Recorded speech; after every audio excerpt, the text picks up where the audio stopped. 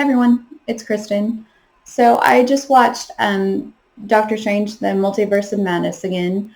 And okay, well, I'm sure all of you've seen it, so it's not like I'm gonna, spoil the movie for you. But I didn't really like that movie as much as some of the others because, well, for one thing, they made Scarlet Witch the villain, which, she's one of my favorites, so it was really hard to see her as the villain.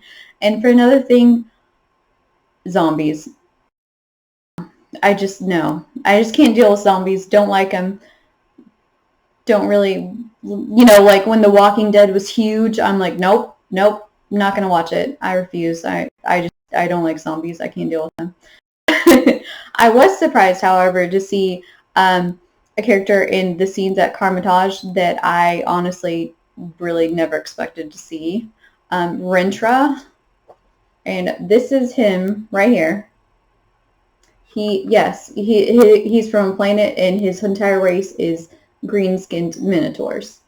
And if you look in the scenes that they did at Carmitage, obviously he's not going to have green skin, not green like this, because I think they did that. They toned it down because they didn't want people to, confuse him with like a Hulk or something, which I totally understand.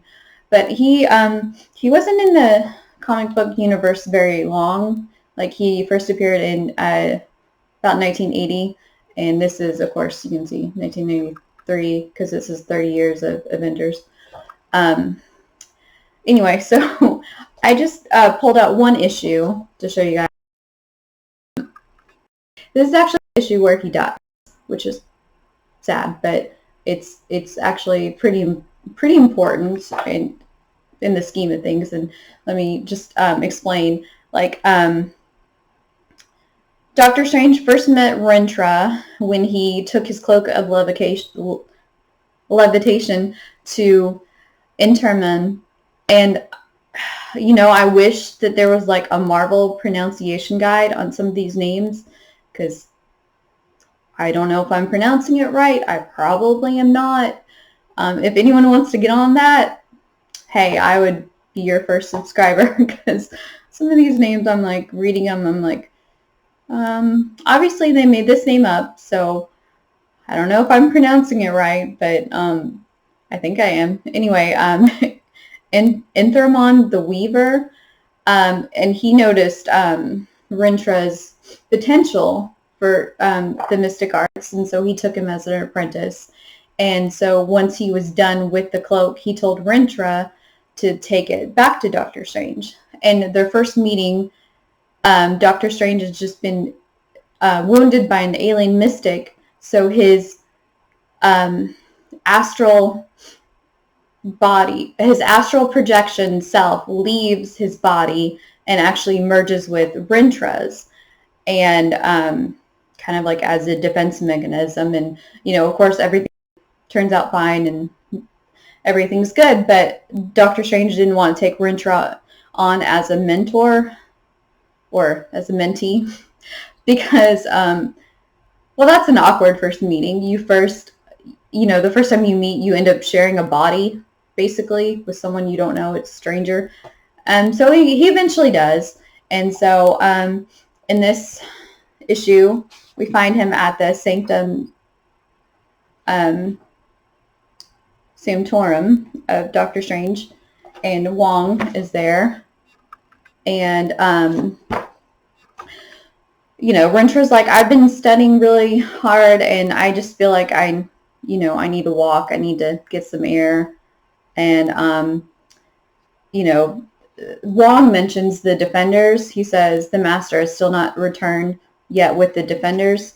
Okay, I know you guys all know the Netflix show, The Defenders. Well, this is back in the comics, like in the 70s. It started where there was a group called the Defenders, and Hulk and Doctor Strange were usually the core members, and the Submariner was there too for most of the time, and they went on different missions. And this era of the Defenders was called the Secret Defenders, and it was like 93 to 95.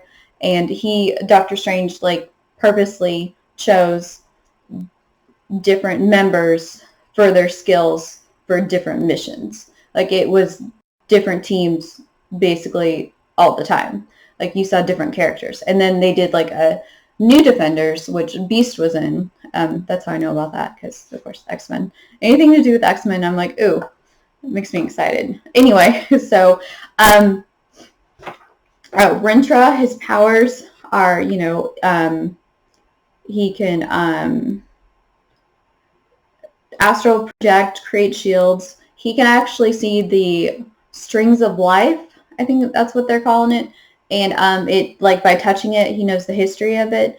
And it kind of reminds me, since he's, a minotaur from like Greek mythology, kind of reminds me of like the Loom of Fate in Greek mythology. Like all the strands were weaved together and like they told the story. And if you cut one strand, it messed up the whole story. And then if you tried to reweave it, it would change the story. So that's kind of what it reminds me of. And that's something Doctor Strange can't do. And he's also very strong, Rintrah, because he actually stopped like a rampaging Hulk with a punch. I think it was like Incredible Hulk 370, I want to say, somewhere in there. So he's pretty strong. So anyway, that's the background on him. So basically when he goes out and he learned to change into human form,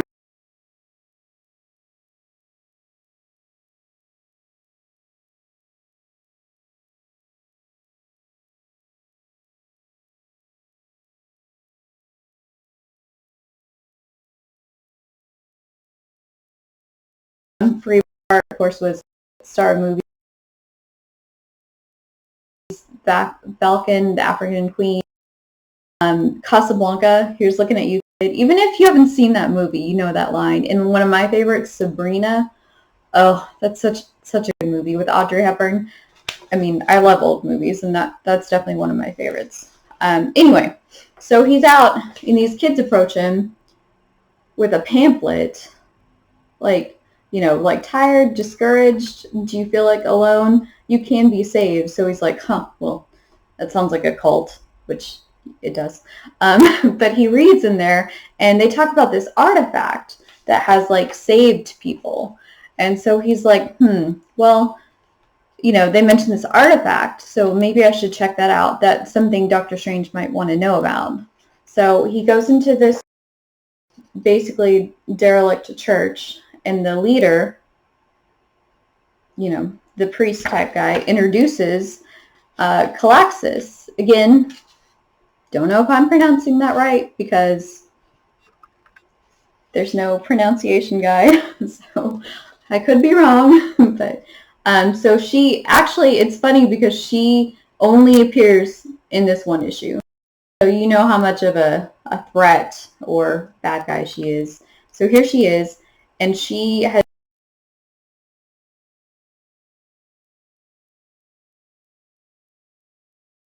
know about that, but it's like one of the elder gods, Set. He is usually depicted as a serpent, and he was first in the Marvel universe anyway, first referenced in Conan the Barbarian, and he was the first murderer, and he realized that by devouring others,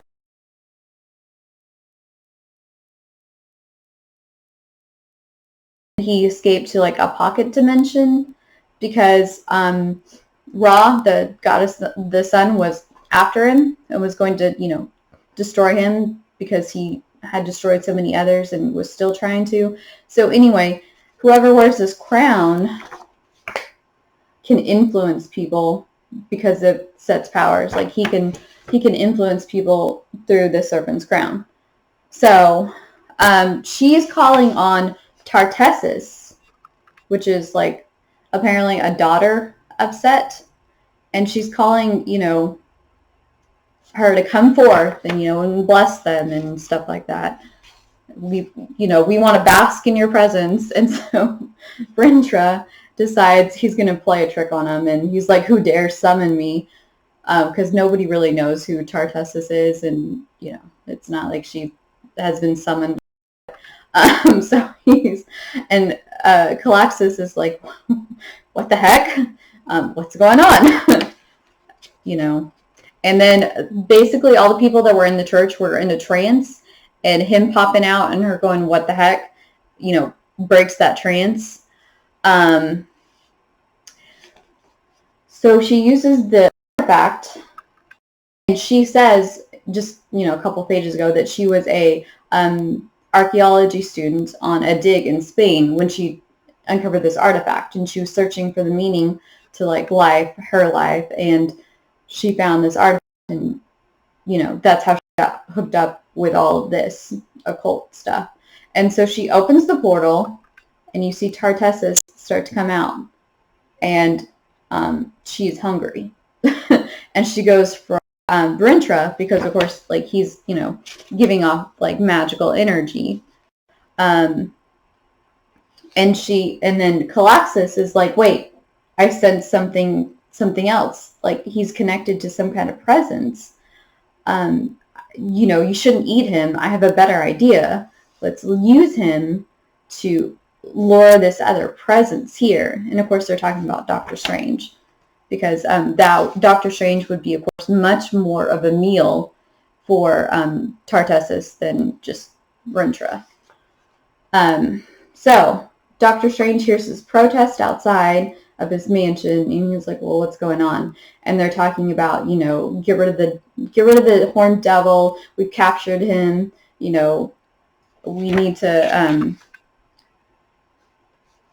cast out the devil magician, which they could be talking about Doctor Strange. And he's like, well, what's going on? So he goes down there in his astral form to check out, and the protesters, he goes kind of inside their head, and their heads are empty, completely empty. And he's like, holy cow. So basically they're being controlled by someone else. They're puppets in this whole thing. And so Calaxis realized that Doctor Strange has taken fate. And so she breaks her hold on the protesters, and they all just collapse, because now they're given no direction. So they just all collapse. So Doctor Strange, he probes, and he finds where Rintrah is. And so he goes to him. And Rintrah is now under Calaxis' spell. And so he charges Doctor Strange. And they fight. Because that's how heroes fight other heroes, is because, they're under some kind of spell, or there's a misunderstanding, the usual plot devices. But otherwise, they wouldn't be fighting each other. So, anyway, so she slaps the, immobilizing him, basically.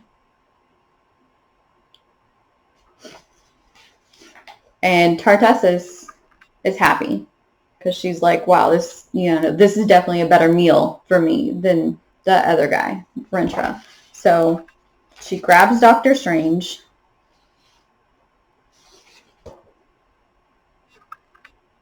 and she pushes, this to me is funny, she pushes Calaxis aside and was like, forget you.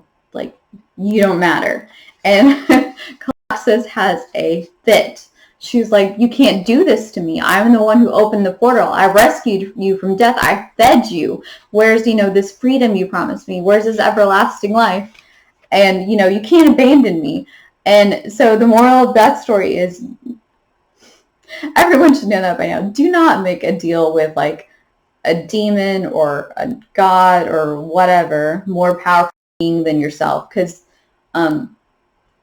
they don't care about you. They only care about themselves. They're going to use you for their own purposes, and then when they're done using you, toss you aside. So everyone should know by now, you don't make deals with those kind of people. But people in desperation still do, or in the comic book world, because look at Spawn and look at Ghost Rider. They both made deals with the devil, so to speak, and in a moment of desperation. So anyway, I just thought that was kind of a little bit funny, because here she is, she's like, no, you can't do this. Anyway, so Tartessus is basically draining Doctor Strange of his life force, of his powers, his mystical energies, everything. And Galaxis is like, oh, I'm such an idiot. You know, she is, because, you know, she shouldn't have done it. And then Rintrah is like, well, then help me, you know, open the portal back up. Let me go save him.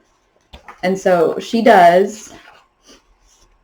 But, you know, in the meantime, Galaxis is like, I've done some terrible, terrible things. And he's, you know, Rintrah being a hero, he's like, it's not your fault. You're under her power, her spell. You know, you're not to blame for that. And so she opens the portal for him. He goes for Tartessus, shoots, you know, a bolt at her. It surprises her. She drops Doctor Strange.